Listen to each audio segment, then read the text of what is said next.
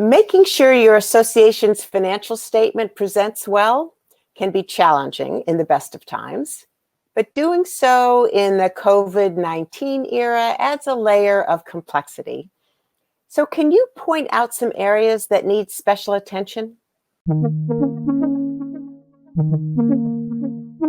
I'd love to discuss that, and I wanted to thank you for having me here, Carol. So we wanted to talk about the restricted cash portion that we a lot of times reflect on our financial statements. So you are right. Financial statements can be challenging to look at. A lot of buildings don't like to look at them because they think it's complex. At Czarnowski and Beer, we really, really try our best. And I think it's one of the things that helps us stand out in the industry is to make sure that these financial statements, which could look arduous and complex, are clear and explainable to the common shareholder or unit owner in co-ops and condos. So the one thing I wanted to talk about, or the couple of areas I wanted to point out, was firstly restricted cash, like I was talking about. Cash, right? Money comes in to the buildings, and it's always the biggest question: where is it going? Where is it being spent? And the example I always like to present to my staff is looking at it with a piggy bank theory. You have a couple piggy banks. You have a piggy bank that your grandparents are giving you money every time they come over. You drop a little money in that piggy bank. You have a piggy bank from your parents, and you allocate those piggy banks. Grandpa and grandma's piggy bank is going to be for the bike I want to buy. Maybe mom and dad's is going to be for the video games I want to buy. And you continue to build up funds. Hopefully you don't need to tap into them for other reasons. And the same thing is with co-ops and condos. You have your operating account, which you're using to pay your bills. But your reserve accounts are really where there's a lot of emphasis and scrutiny put into them from the boards, from potential buyers, and making sure that do you have enough reserves, and what are they for? So one of the things we do, and as part of the audit and trying to make sure it's explainable to the boards and to shareholders, is what are the funds for, and are they being used correctly? And one of the things that gets put into piggy banks at a co-op or a condo would be assessments. And a lot of times those assessments are done either for specific projects, they're done to build up reserves for future projects. And one of the jobs we do as part of when we audit financial statements is to make sure that if they're collecting money specifically for a purpose, it's set aside for that purpose. Many of times we'll find that when we're looking at a building, we're auditing them at year end, or even doing an interim review of their financial statements. They're putting away money, every month. Money comes in from the assessment, 100,000. They sweep it over to the reserve account.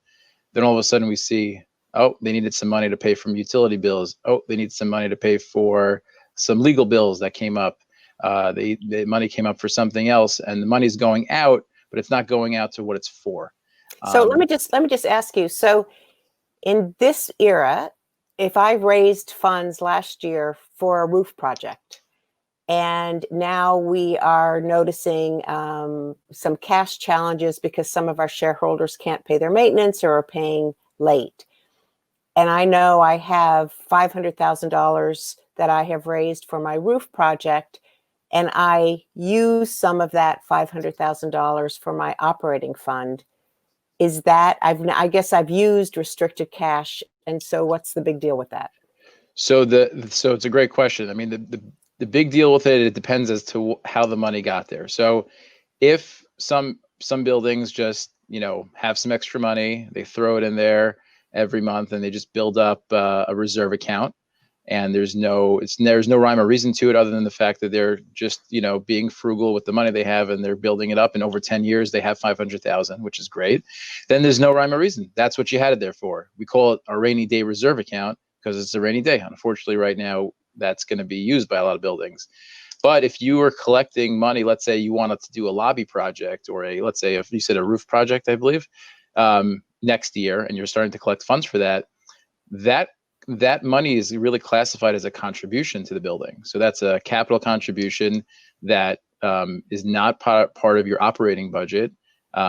Some buildings will allocate that as not as revenue, specifically for tax purposes, and also on the financial statements. So now that you're allocating money that you were using for capital contributions, now using them for operations could pose an issue, because what did you tell your shareholders or unit owners?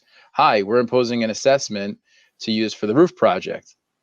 So they're taking the assumption that these are contributions that they could add to the basis of their homes when they sell, and they're getting a capital contribution. The building's also not picking it up as revenue on their tax returns potentially.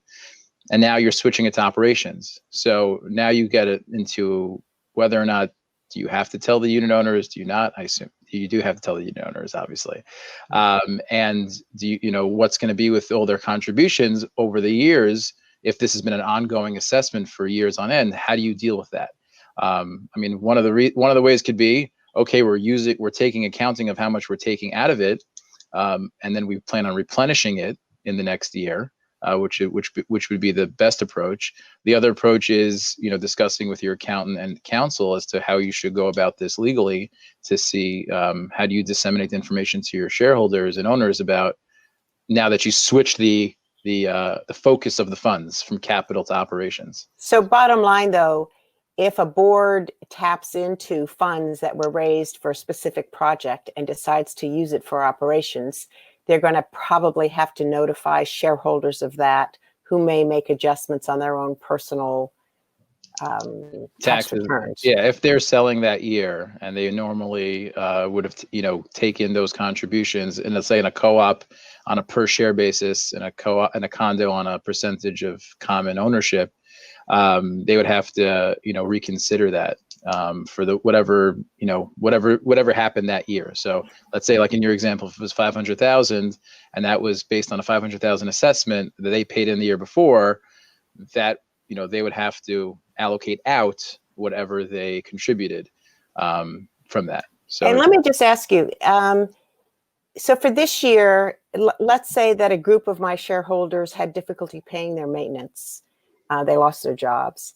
And now it comes the fall and we're preparing our budget for next year.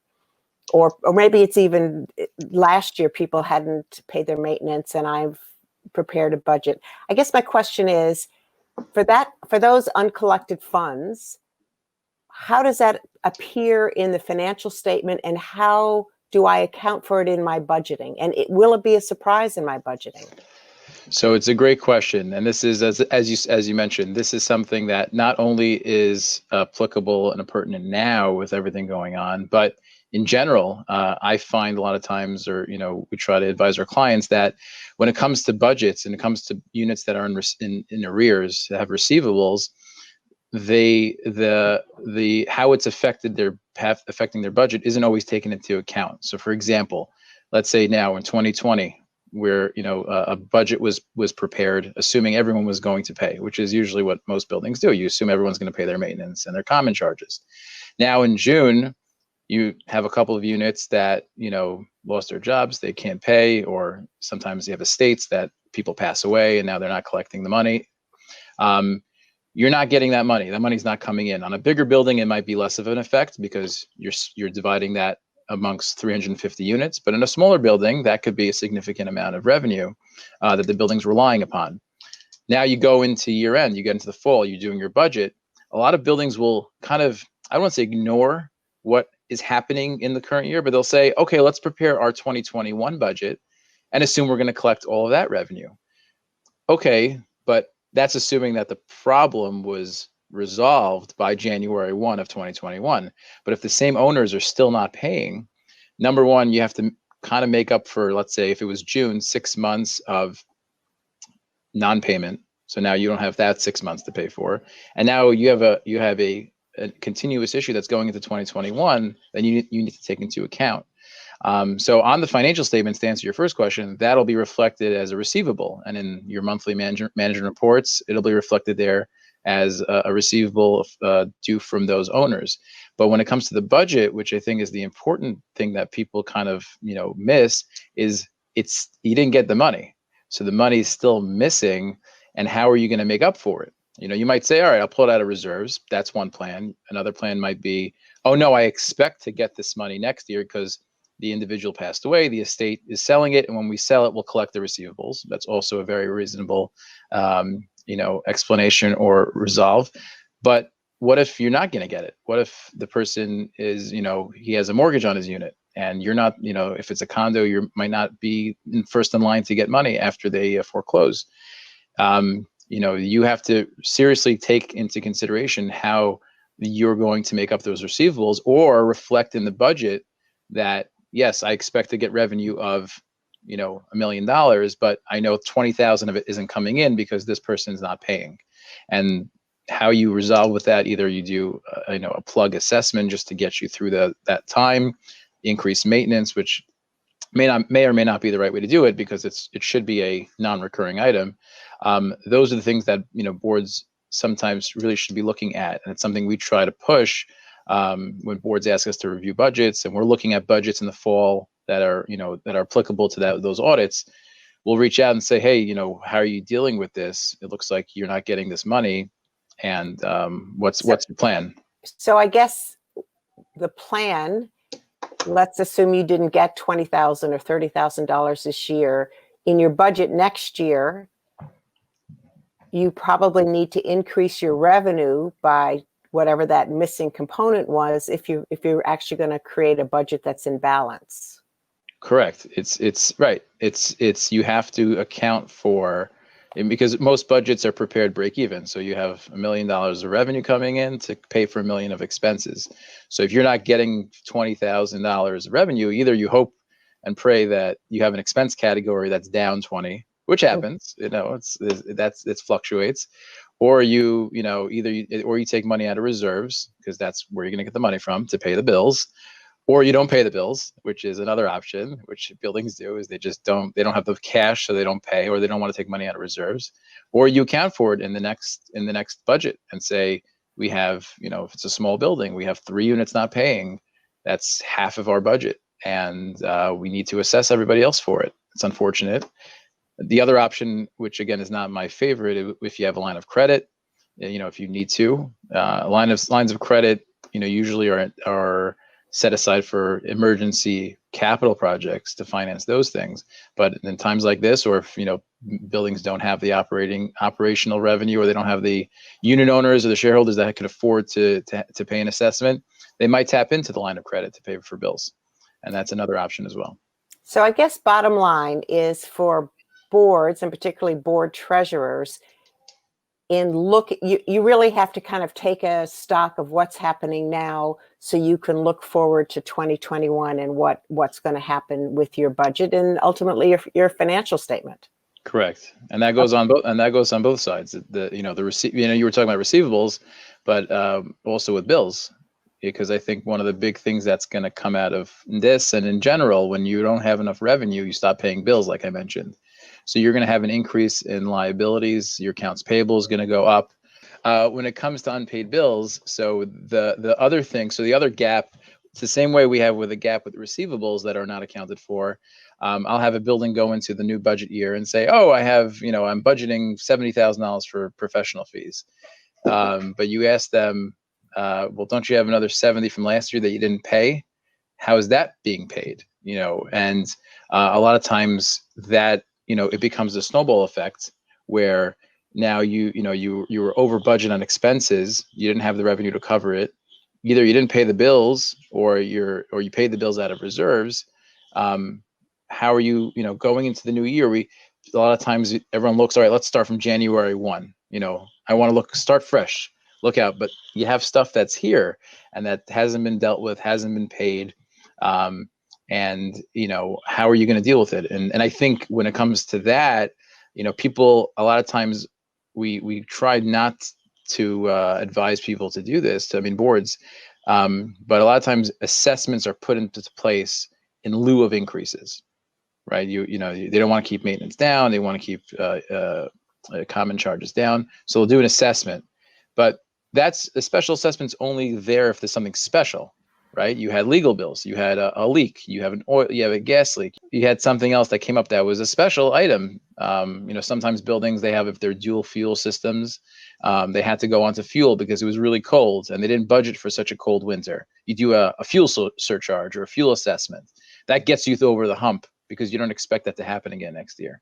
So a lot of the buildings might be looking at this year because they have to defer payments for other expenses that they can't pay because the revenue is not coming in, to do a special assessment specifically for this reason. If someone's, if you're behind on your bills because people aren't paying maintenance because of the situation with COVID going on around us, to do a special assessment to get there would not be the wrong thing to do, especially if you're telling shareholders that they don't have to pay their maintenance.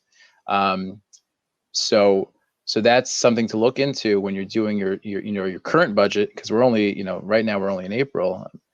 So you want to look at it, when you get to June or July of any year. I always tell our boards to look at your budgets throughout the year. You're getting them every month in your management reports. See how you're doing. If things are not going in the right direction, you need to act now. Otherwise, you'll get to October, November, and you're not going to be able to pay your real estate taxes. You're not going to be able to pay your utility bills, and you're going to ask yourself what happened. And Right. you want to kind of look at it in time. So we try our best when we're doing our audit, because we look at the audit a couple of times a year, in different stages, to call our clients and say, hey, do you realize you're over budget in this category? What are you doing about it? Stuff like that. Okay, thank you very much. Wise words for all board treasurers. Thank you very much for having me.